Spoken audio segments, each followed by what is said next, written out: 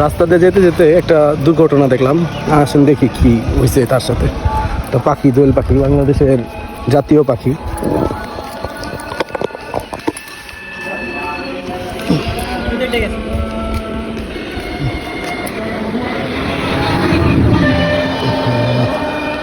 এই সেই দোয়েল পাখি, এর উপরে দিয়ে গাড়ি গেছে, পাখিটা মারা গেছে।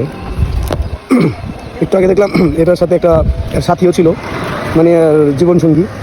পরে দেখে আমি থামছি, এই যে অবস্থা, পাখিটা পুরো ডেট। যাতাজন্ত পাখিটা আর কি। যাক,